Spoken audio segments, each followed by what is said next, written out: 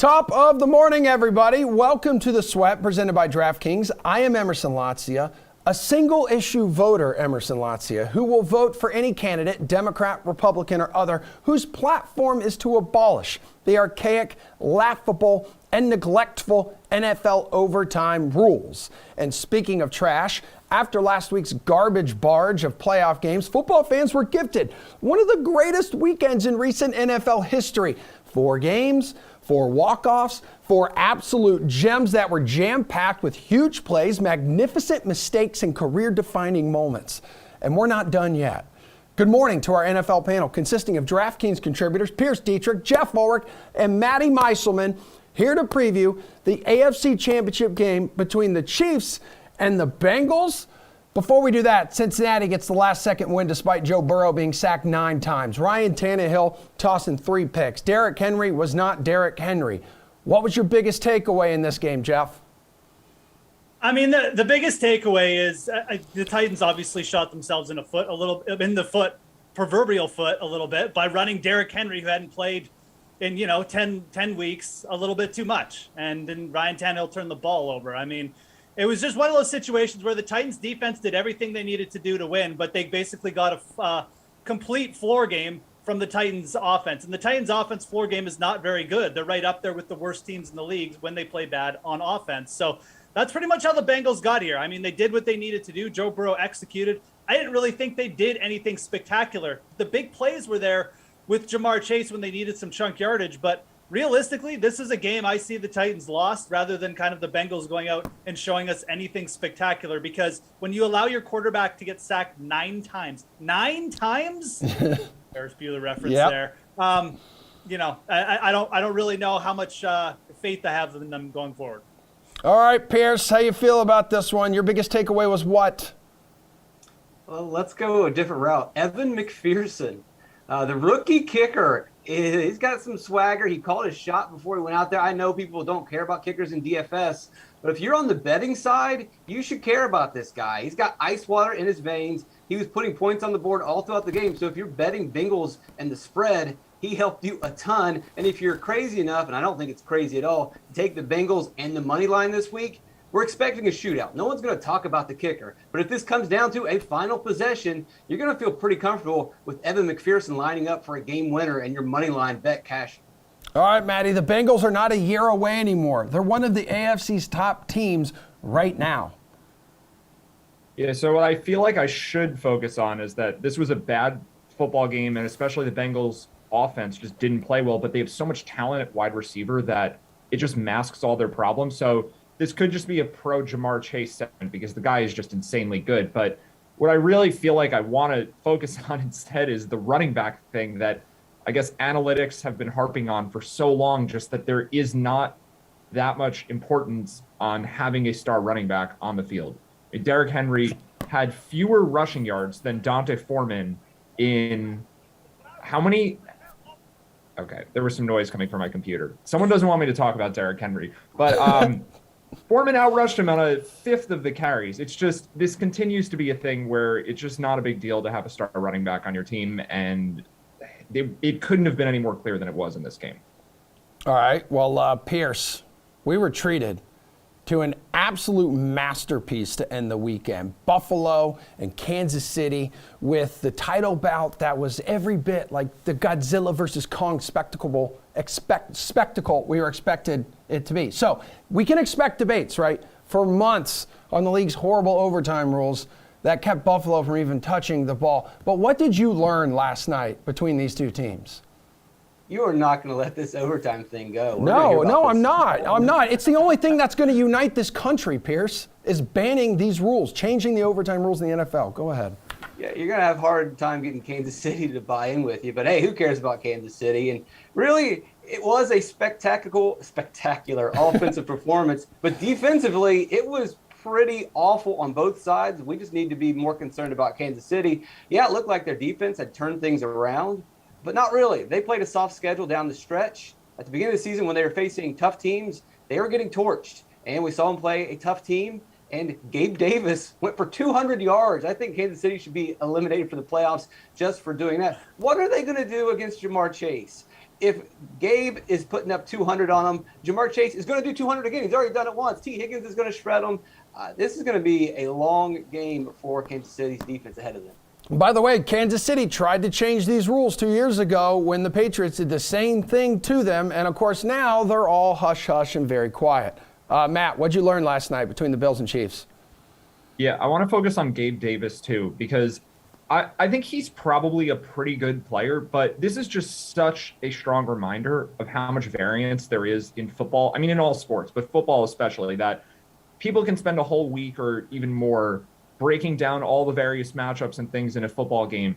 And then Gabe Davis goes for 8 catches, 201 yards and 4 touchdowns. And it's like, there's just, everything goes out the window. You can't, there's no one who predicted anything resembling that game.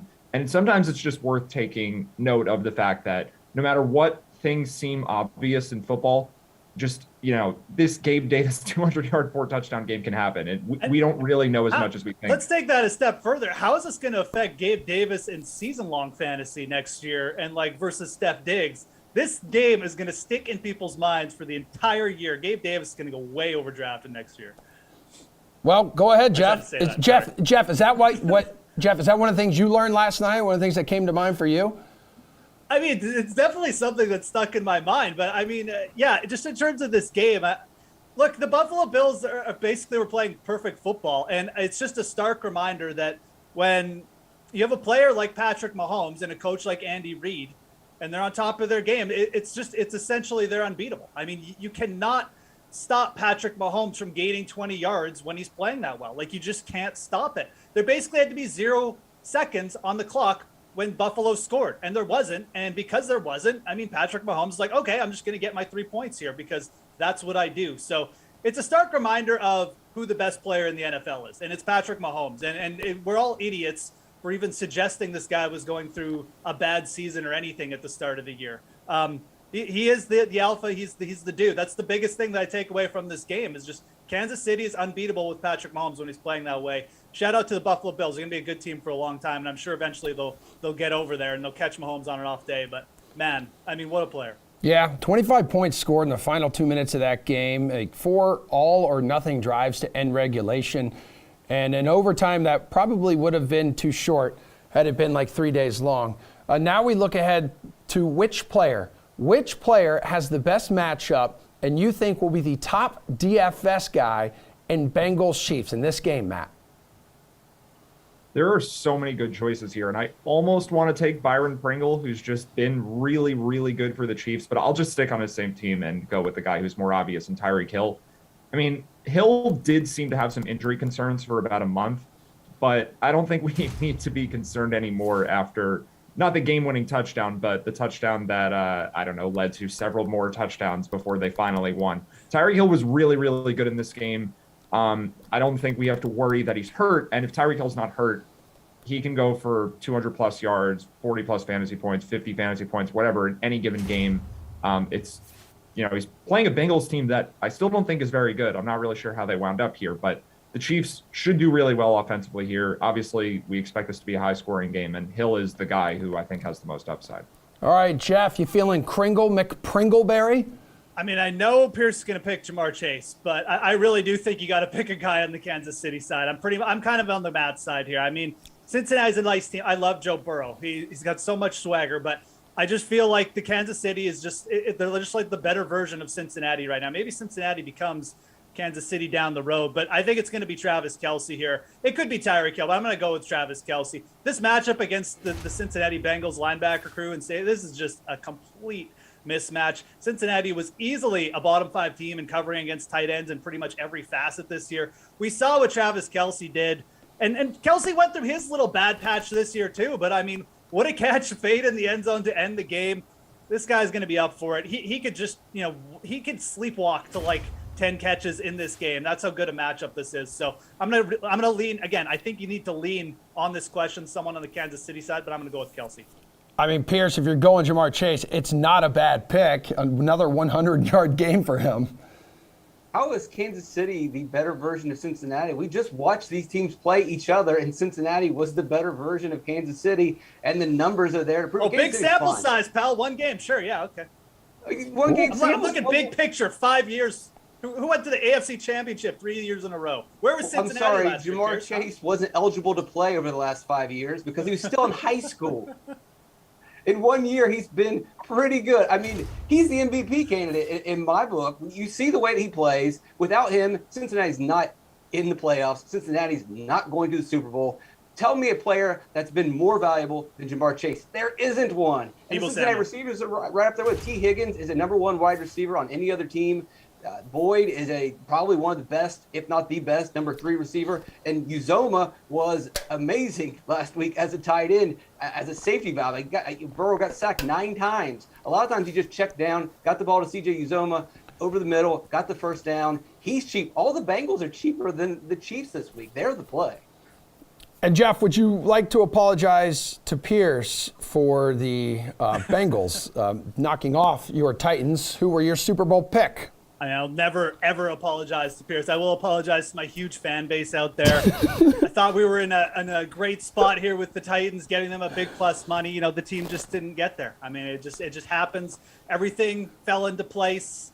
You know, you have your steak and your dinner, just there's no fork. I don't know. That's the best analogy I can do. I'm sorry. Okay, it's fine. It takes a real Canadian man to apologize and own up on his mistakes. Where are you leaning for the game total here? Again, talking Bengals and Chiefs. It's opened at 53.5. Is that what it's at now? Yes, it is. These two, again, you guys just mentioned it, how they went off in Week 17. They hit 65 points in that one, Jeff. Look, I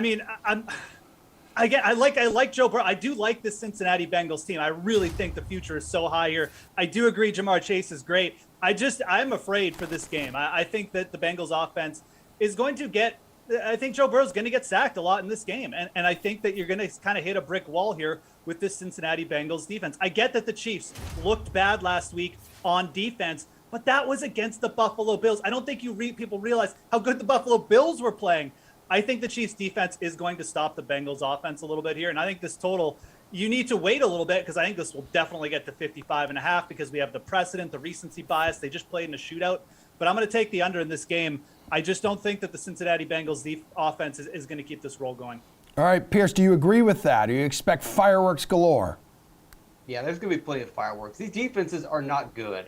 We all agree that Cincinnati's defense is average at best. They made Julio Jones and Brown look good last week for Tennessee.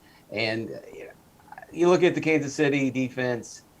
Yes, they played well against poor offenses. But if you go through the last games of the season or at the beginning of the season when they were playing strong offenses, they struggled. Maybe Cincinnati's not as good as Buffalo, but Cincinnati didn't seem to have any problems scoring on Kansas City a couple weeks ago.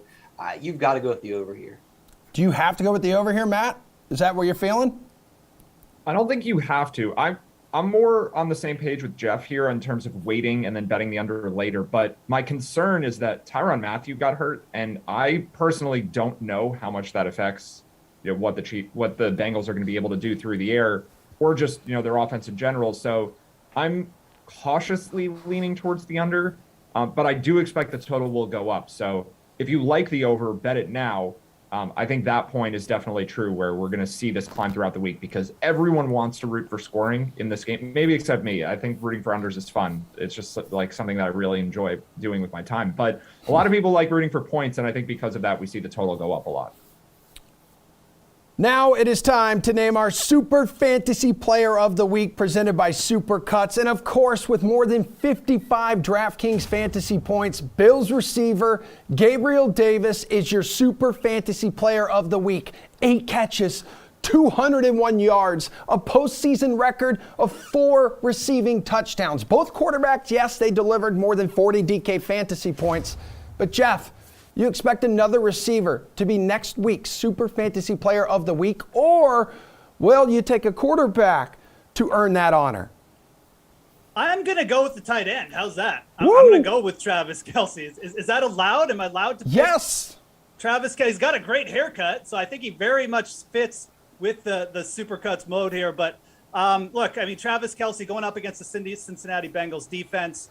Again, bottom 5 in all metrics defending against the tight end. We've seen Travis KELCE come on towards the end of the year. He had that 44-point fantasy point game against the Chargers. He ate up the Bills. He ate up the Pittsburgh Steelers, obviously. And again, Now he's going up against perhaps the worst team in the playoffs in terms of just guarding against his position. I think Travis KELCE is going to be due for another big fantasy game. We've always said he's a receiver playing tight end anyway. Pierce, what do you think? We got some great wide receiver quarterback combos coming up this weekend. Yeah, Jamar Chase is going to destroy Kansas City. If Gabriel Davis can go for over 200, then what should we expect from Jamar Chase? Oh, we don't even have to ask that question because we know he had 266 yards against Kansas City a couple weeks ago. To open the season, Kansas City allowed 29 points per game. They were the worst in football. They turned it around because they were playing easy teams down the stretch. But you look, when they face tough teams, they give up over 30 points per game. Jamar Chase is going to go for over 200 again, and he's going to find the end zone multiple times. Matty, quarterback, receiver, other. Yeah, can I do other also? I want to pick a different position. Maybe this is just me wanting to be contrarian, but Clyde Edwards-Helaire outplayed Jerick McKinnon in the run game. We saw McKinnon on the field a lot because the Chiefs needed to pass, and he's clearly the guy they want to use in passing situations. But Edwards-Helaire, I think, is going to be the player who's on the field the most if the Chiefs are leading late in the game. And I do think that's what's going to happen in this game. I think the Chiefs should be able to win. So this might be a sneaky pick. I think that people will look at last week and see two running backs who split carries, but Edwards-Helaire was the better running back in the game. I think the Chiefs will rely on him, and maybe he gets in the end zone a couple times. So that's where I'm going this week. But Jerick McKinnon is a modern-day Barry Sanders, Matt. Jerick McKinnon, true story, I thought was better than Adrian Peterson when he was Adrian Peterson's backup. I love the guy, but I just think the Chiefs are going to give Clyde Edwards-Helaire the ball more. I respect your honesty. Gentlemen, solid start to the show. We will preview the NFC title game between the Rams and the 49ers. Yes, this is real life. That's coming up right after we poke over to the NHL.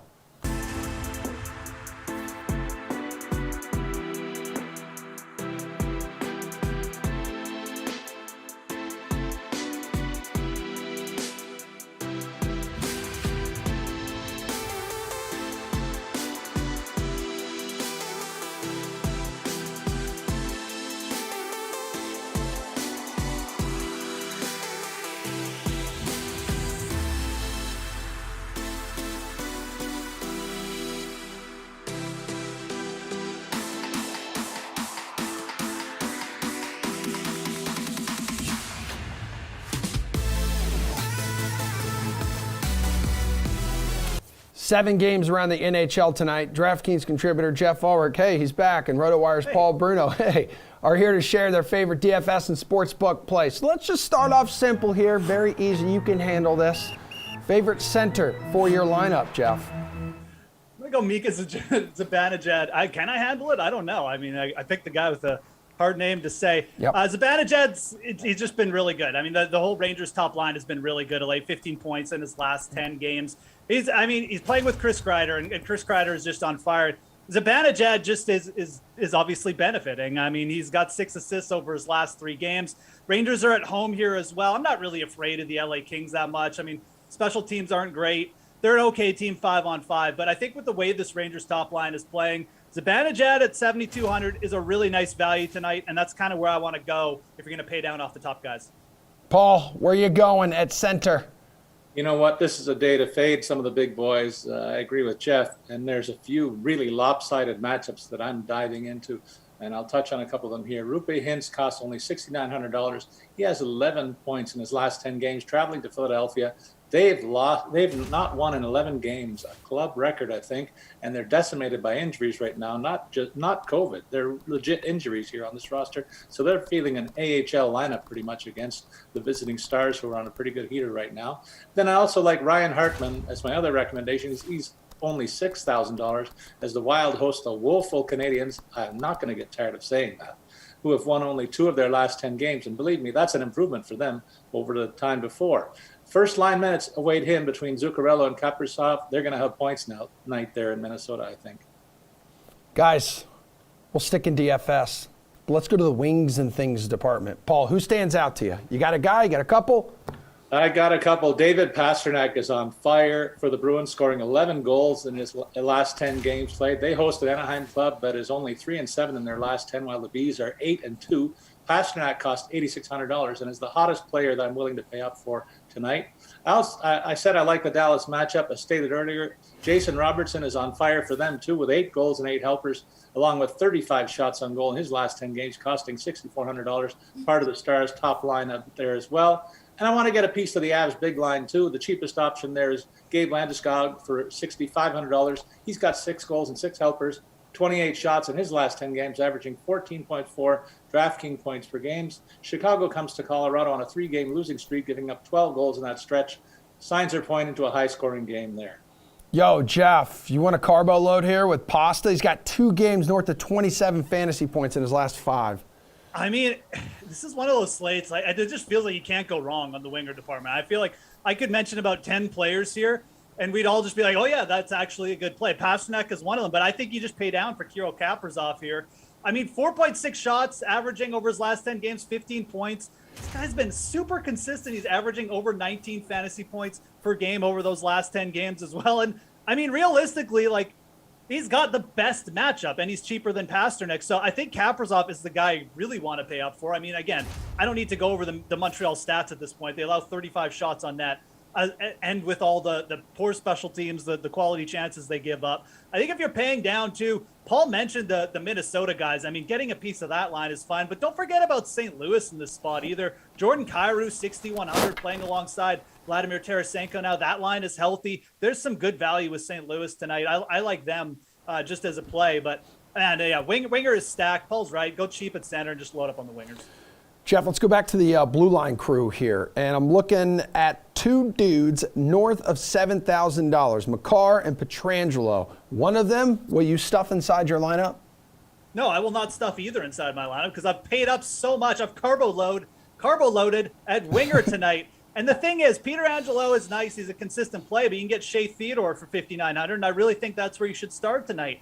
I mean, Theodore, since he's been back from injury, has been excellent. He's averaging over a point per game over his last 10 games. He's averaging just under 5 block shots plus shots on goal per game over that spot as well. I'm not scared of the Washington Capitals anymore. It's a team that's banged up on defense. They don't really have great goaltending either.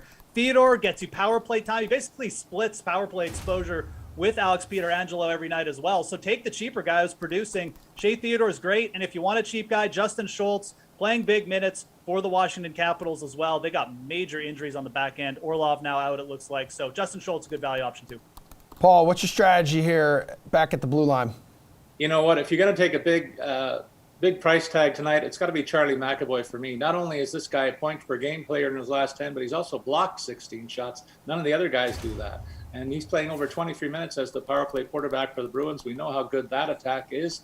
And that's going to cost only $6,200 in that favorable matchup that I touched on earlier.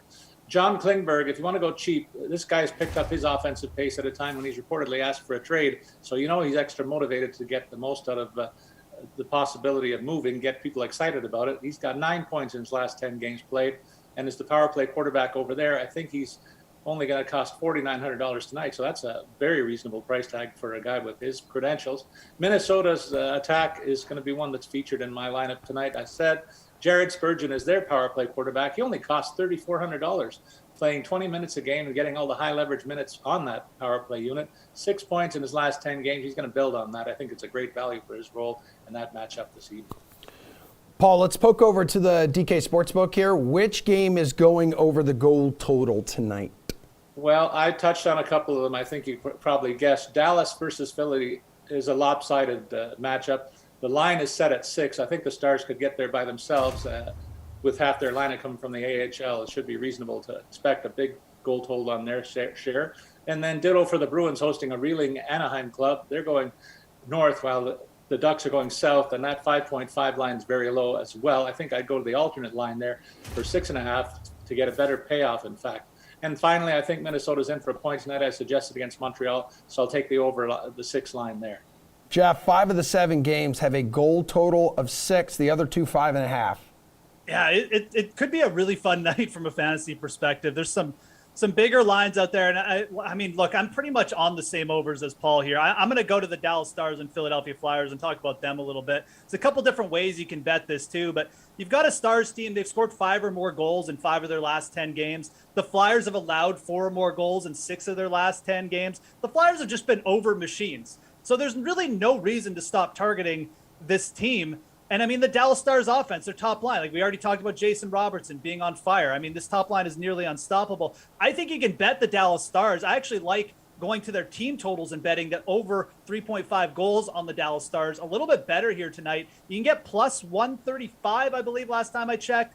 That's really good odds. I mean, taking the over 6 here is fine too. Dallas's goaltending really hasn't been that good, but if you're looking for a little different way to bet it, or you just think Dallas is in for a big night, you don't really want to rely on the Flyers, bet the Dallas Stars over team total here. I like that one. Montreal Canadiens, Minnesota Wild probably my second favorite, but the fact we're even getting plus money on the over 6 with the Dallas line, a little bit surprising, to be honest.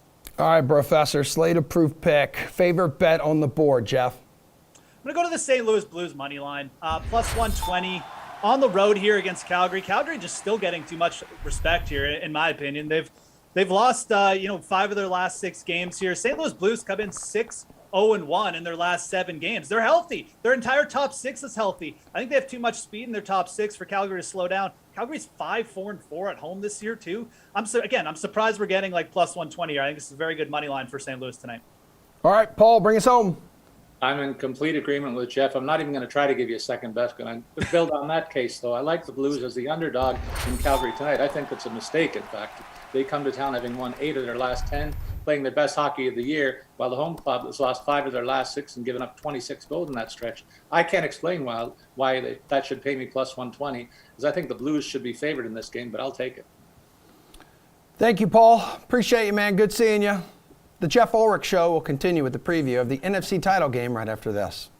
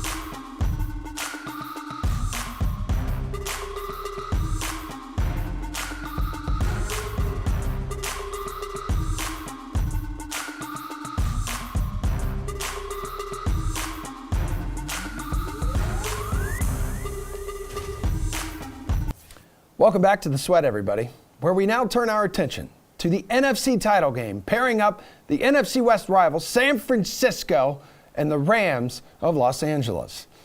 Welcome back, DraftKings contributors Pierce Dietrich, Jeff Ulrich, and Matt Meiselman. So, guys, on Saturday night, the 49ers complete a fourth-quarter comeback to eliminate the Super Bowl favorite Green Bay Packers, 13-10. Wow! Yay for the under. What was your favorite storyline in this one? Actually, Matt, I'll start with you because you said earlier you love betting the under. Yeah, and if you add the under, this was a very exciting game because there were multiple parts of it where a team almost scored and then there was either a turnover or missed field goal. And then it was so far below the total by the time we got the block punt for a touchdown, it didn't even matter if you had bet the under because we have NFL overtime rules, not college overtime rules. There's no way you're going to end up with a 10-10 game turning into whatever it could be in college, like 31-28 or something. But yeah, the thing that jumps out to me from this game is just, again, the strangeness of football, that you can have a game where it should be decided by the quarterbacks and the receivers and running backs, defense, the lines, whatever, like the players that are on the field most of the game. And then special teams makes this one play and it swings everything. And the game is determined by players who spend the vast majority of the game on the bench. It's just, I'm not saying it's a good or a bad thing. It's just very weird that football works this way, and it clearly decided the entire game. Hey, Jeff, what'd you learn? What'd you learn in this game? I mean, I learned that, maybe the Packers who went 7 3-and-outs in a row or something like that. I think they went 8 series with 7 3-and-outs or something. I think they could have used maybe a little bit of help. Maybe Odell Beckham, Ooh. who, they could have gotten earlier in the season. Just a little bit of help to get a couple first downs, because that's realistically all this team needed to do to win this game. Just get a little bit better field position, maybe put one more field goal up on the board.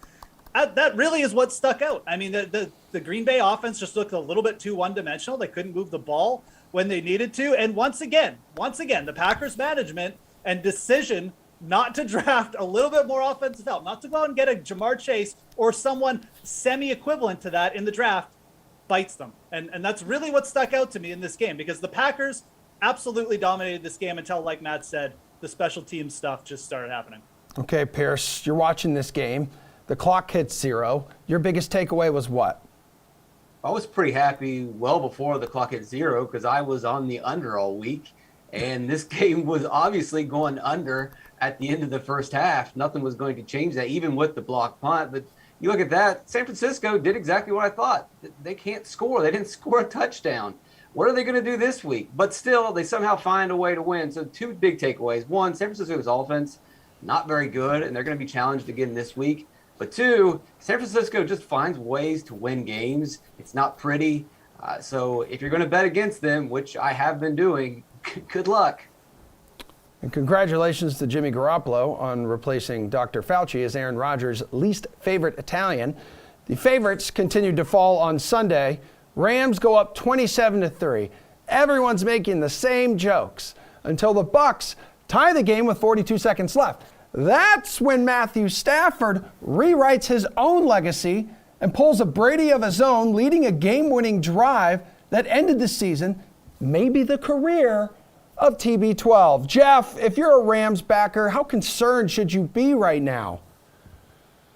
I mean, you should be concerned. This is what this team does under Sean McVay. They're not good at closing out games. The Rams are like they're like the Ferrari. When the Ferrari's running great, it's smooth sailing. They're up by 14. The other team kind of gives up. When the game gets close, this team, I mean, we've seen it at multiple times with Sean McVay. I mean, they don't close things out well. We saw it even in the Super Bowl a couple years ago against the Patriots. It's just not the kind of game that Sean McVay necessarily is good at managing. And I think it's going to be a factor this week because guess what? Kyle Shanahan is very good at managing those types of games. And we saw it last week.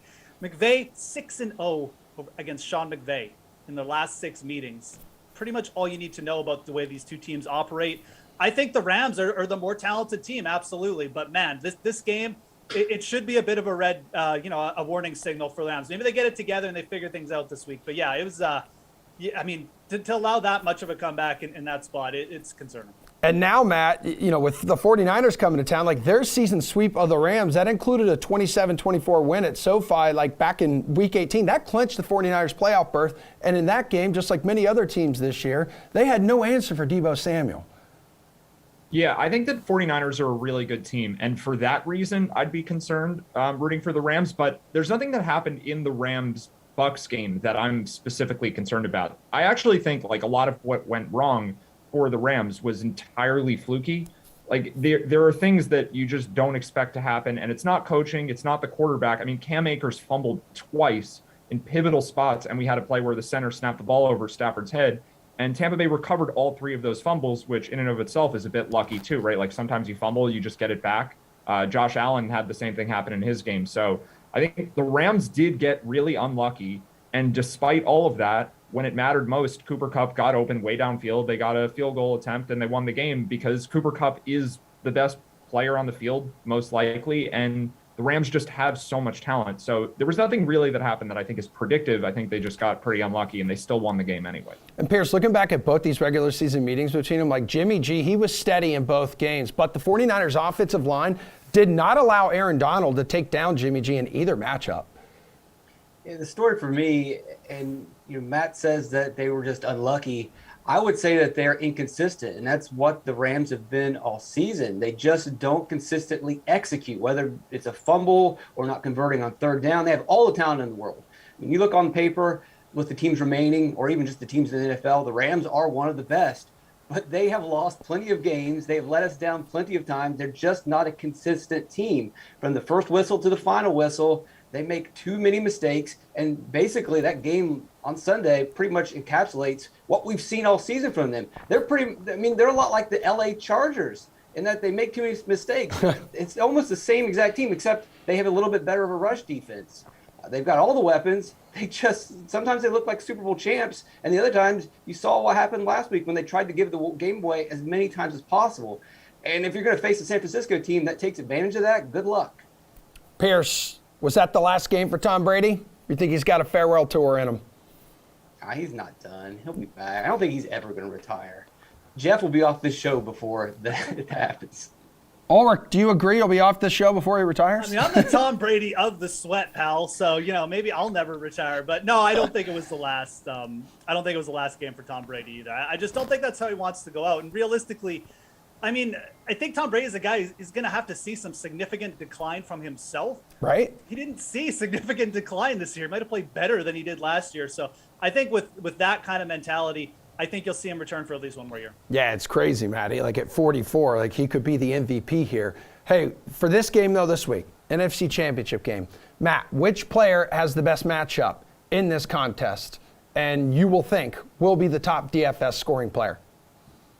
Yeah, I mean, these teams both have good defenses, so the matchups, I guess, are pretty similar on both sides. But Cooper Kupp, I mean, should be the best DFS player. He's just, I don't yet think people understand how good this guy is. And with Deebo Samuel potentially banged up and Cooper Kupp looking as healthy as he's looked all year, I think you just have to go with Kupp. I mean, he doesn't necessarily need to score the most fantasy points. There's a scenario where the Rams just coast in this game and their running backs may outscore him. But if I have to pick somebody, I mean, Kupp basically puts up 20 plus fantasy points every time he steps on the field, and 30 or more happens pretty often too. The guy is just a machine, so I'm going Cooper Kupp. Okay, who you going with, Ulrich? George Kittle. I mean, look, Deebo Samuel banged up. George Kittle, a little bit embarrassed, had a really big drop in that game last week. And people are just going to forget. Like San Francisco, Deebo Samuel's out. How can they win this game? Look, they have Brandon Ayuk. They have George Kittle. These guys are just as good runners after the catch, too. They're absolute monsters. George Kittle has eaten up the Los Angeles Rams. He loves playing the Rams. He's gone for over 100 yards against them twice over the last 3 years. He's scored touchdowns in 4 of his last 5 games against them. George Kittle, especially if Deebo Samuel is banged up, Deebo's probably going to play. He might not be 100%. But I think this is a spot where George Kittle is absolutely going to show up. I love picking him this week. I mean, would you go with Samuel even if he's not 100%, Pierce? No, it's Kupp. You don't need to overthink it. It was Kupp last week. It's Kupp every week. It's going to be Kupp again this week. We expected Stafford and Kupp to pass a lot and be very active facing a really strong rush defense last week. Well, they're going to face another pretty strong rush defense. And so I know the Rams like to run the ball, but they're going to go back to Kupp. He'll have another big game. You just cannot guard him. The only issue would be the last time you mentioned it earlier when San Francisco beat the Rams. They had a 40% pressure rate on Matt Stafford. That's pretty insane. They typically are in the bottom of the third of the league when it comes to blitzing and hurrying and pressuring the quarterback. You look at the first 2 games of the playoffs, Stafford faced a 10% and a 5% pressure rate. That translated into 121 and 154 quarterback ratings. If the offensive line does its job, Kupp will go off. Yeah, and the NFL's Triple Crown winner this season caught 18 of 20 targets, 240 yards and a touchdown against San Fran during the regular season. The total opening at 46.5. Where are you leaning, Jeff? I'm probably leaning under on this one. I think realistically, if you kind of like the San Francisco side, the under is probably what's where you should be leaning as well. But I mean, like San Francisco's offense, I think Pierce is underrating them a little bit. I think they can explode, even if they don't have Deebo Samuel healthy.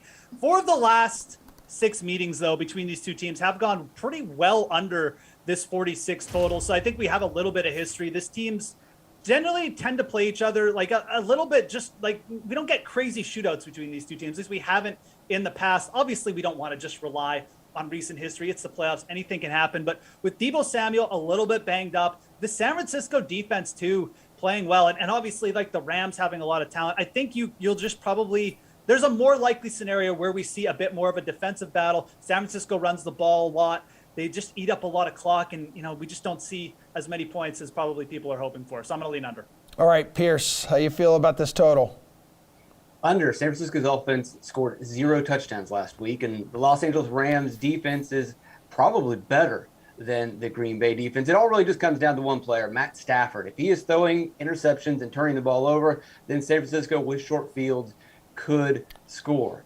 But if Stafford just doesn't make a bunch of mistakes, then I think that the Rams will get their points, but they haven't shown that they're going to completely just throttle teams. I think it stays under. Okay, well, Maddie, San Fran's offense should be better, right? More favorable playing conditions? Yeah, so I kind of agree with what both these guys are saying, where just looking at this number, it feels like it's too low, but these teams do know each other very well, which I think could mean that it kind of negates some of the offensive explosiveness on both sides. And then we have offensive line injuries for both teams with Andrew Whitworth and Trent Williams.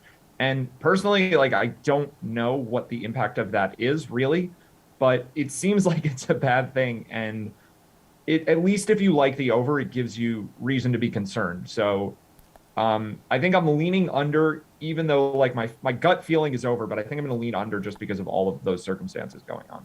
Well, the Rams have opened up 3.5-point favorites at home, obviously. 49ers keep holding these high-powered offenses in check. Which team do you like early in the week, Pierce? I'm going to go with the Rams. Betting against the 49ers has not worked out for me. Not only do they cover spreads, but they're winning outright.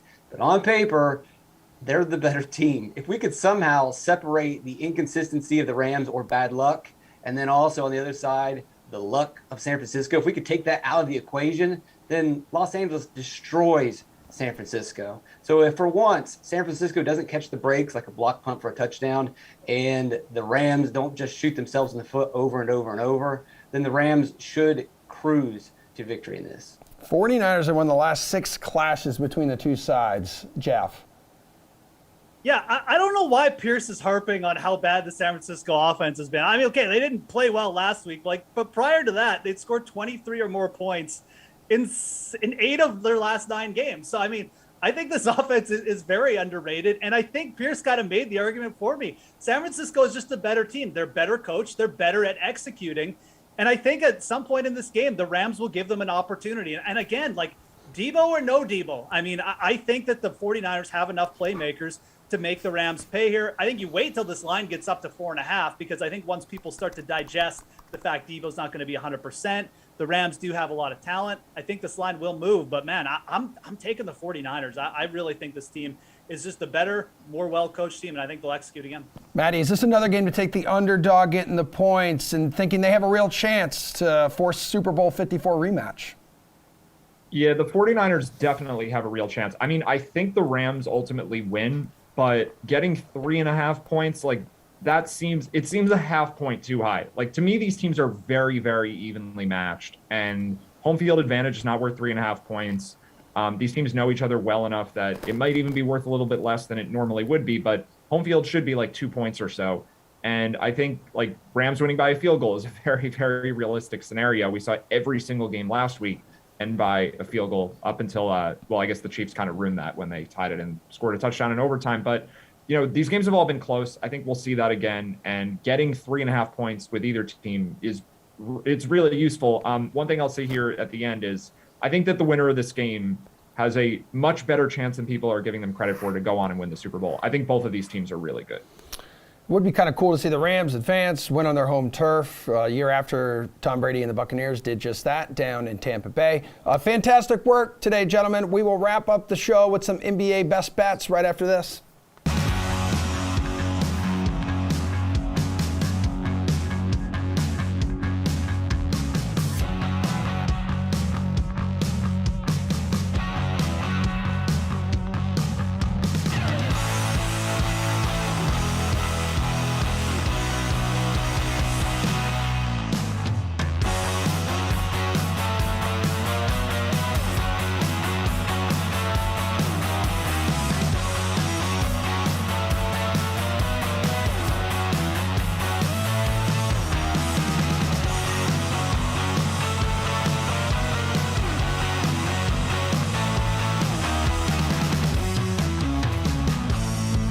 Final block of the show, and we've got DraftKings contributors Nick Fryer making his debut today, and Matt Meiselman on for his 3rd segment. Congratulations with tying Jeff Ulrich for most appearances on today's show. All right, you guys are going to hook us up with their best NBA bets on tonight's 4-game slate. Should be a fun one because we got Phoenix with the Jazz in town. Man, the Jazz had a chance to take down the Warriors last night. A couple good looks there at the end. What's a bet you like here, Nick? So this is a tough one to navigate right now because of Rudy Gobert. Obviously, his status is in question right now. I think that means either way, the Suns are a lock, but at -9.5 right now on DraftKings Sportsbook, still not really comfortable going that way just yet, just because we don't. Gobert could still have an impact. If you got the Suns at -6.5, I will say you're probably in a good spot. If I'm going to give you a spread, money line, or total pick in this one, I think the under is the way to go right now. But my favorite ones are going to be the scoring prop tonight. Check out Jordan Clarkson's scoring prop. If Bogdanovich and Gobert sit, or actually just one of them, if one of them sits, still check out Clarkson's props. And then Devin Booker's scoring prop remains an option as long as DeAndre Ayton is out. Same goes for JaVale McGee. Check his stuff out, especially if Gobert doesn't play. Matt, are you keeping a close eye on anything that could impact your best bet? Yeah, Nick mentioned a bunch of names, but I think that's right because there are a ton of injuries here. We don't have Cameron Payne, Jay Crowder, DeAndre Ayton on the Suns side. We don't have Donovan Mitchell for the Jazz. We know he's out already. And I think Gobert's going to sit. I think Bojan Bogdanovic is going to sit. I think Mike Conley is the sneaky one where second night of a back-to-back, they could sit him too. If all of that happens, I really like the Suns, even at -9.5, if the Jazz are, basically playing all their backups. But this is a wait and see. Like I can't really in good faith give a pick right now that I really like because this can move any number of directions. And then one other player to mention here at the end, Hassan Whiteside might be back. If you like the under, you definitely want him out there because if he's not playing, you might get small ball the whole game with the Jazz not having a center. So there are tons of things to look for here and good time to plug DK Live and the news feed and all that. Got to do it. Love it. So, Matt, right now, a player prop you like that will or could include a player will be playing. Yeah, so it involves a player that is questionable, but the player I'm going to talk about, we're pretty sure he's in, and that's RJ Barrett. And I'm going under 19.5 points here. I'm pretty sure that Kemba's going to play. The Knicks said yesterday that Kemba was going to be out for Sunday, but likely back Monday. It's a back-to-back. Kemba Walker hasn't been playing on a lot of back-to-backs, so I think it just makes sense for him to be in the lineup tonight. And the Knicks also have Cam Reddish now, so I'm not sure that RJ Barrett keeps playing the same minutes that he's been playing. He's been good, but I think he's been a little more inconsistent than people realize. It's coming a lot from shot volume and rebounding numbers, why his fantasy points are so high, but he hasn't been crazy efficient. And to see him play, let's say 35 minutes instead of the 40 that he's been playing, because the Knicks have a lot of guys now that they can use in their rotation with Reddish on the team. And Kemba and Barrett haven't both been on the court that often recently. Kemba's been out a lot of games. So you get Walker out there. I think Barrett plays a little less, shoots a little less, and I like the under there. Nick, what's a player prop here you're most confident in right now? Yeah, I'm actually going to go to the other side of that matchup, and I'm going to go with Evan Mobley over 23.5 points plus rebounds. I know that if you look from a DFS side, the Knicks have done well against opposing bigs, but we got Mitch Robinson questionable tonight. Even if he plays, it doesn't sway how I'm going to lean on this one either way. The last time Mobley saw the Knicks, he went for 26 points and 9 boards. That was a little while back in November, but he is coming off a big 17 rebound, 15-point double-double. Lauri Markkanen is out, which gives Mobley a nice usage bump. I think it's the second highest on the team, but of the key contributors for the Cavs, he gets the highest usage bump. And as Matt already highlighted, the Knicks are on the second leg of a back-to-back. So I like Evan Mobley to go over 23.5 points plus rebounds tonight. All right, you got a game total you like here, Nick. Let's see. The biggest one, Jazz Suns, the late one tonight. Yeah, that one, I was looking at that one a little bit, but and I was also looking at the Pacers-Pelicans one, but with Ingram out, it's a little bit too much of a mixed bag. For me, my favorite one, as low as it is, I still like the Knicks and Cavs to go under 202.5 tonight. These are bottom 7 teams in terms of the overhitting this season. I got a ton of numbers that go in the way of an under for tonight. Just a couple though. When the Cavs are home favorites, the under has hit 9 of the 13 games. When the Knicks have been road underdogs, the under has hit 6 of 11 times.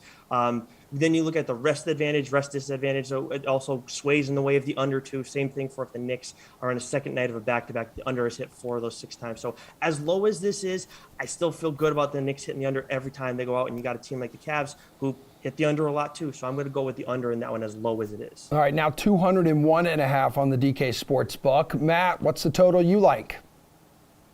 So the game total I'm looking at, and I think all of my remaining answers are going to involve this team. We don't know yet if Zach LaVine is going to play tonight for the Bulls. He's been out a little bit with a knee injury. I think it's a knee injury.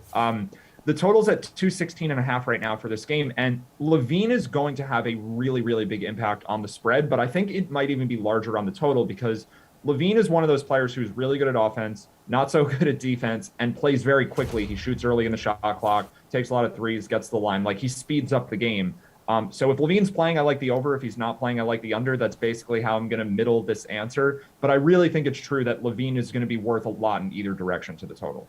All right, Matt, so then who do you like most to cover tonight? Largest spread, Jazz getting 9 points on the road against the Suns. Smallest one here, Bulls 1.5-point road favorites at the Thunder.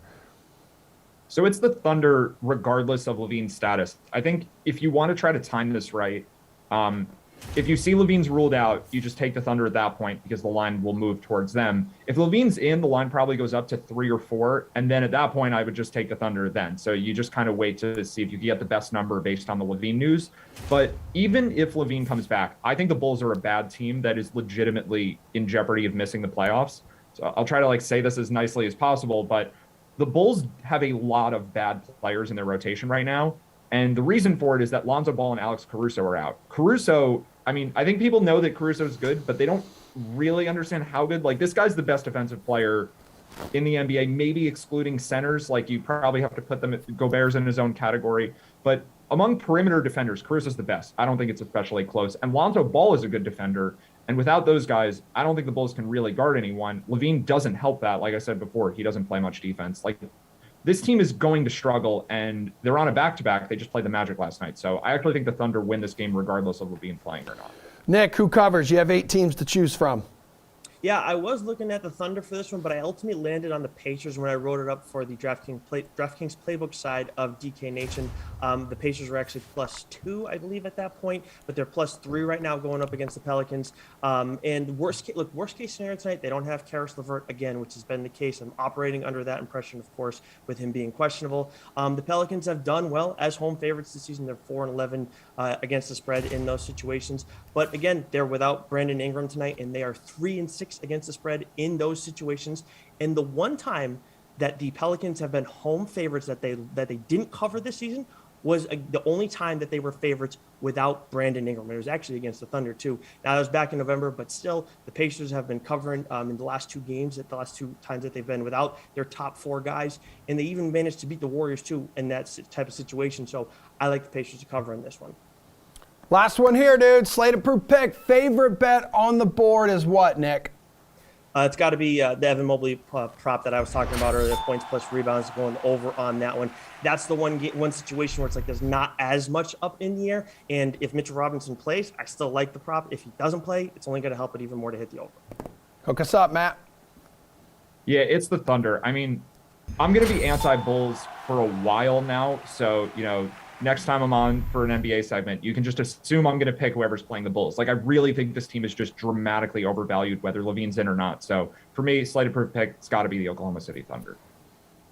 That's the show, everybody. We are back tomorrow morning at 11 o'clock Eastern time. Matt and Sims get going at high noon with the Giants and the Browns. And at 5 o'clock, it is the slate with Glash, Jeff, and you, Mr. Meiselman, talking sports stuff for quite possibly an entire hour. Have a great start to your week, everybody. Peace out.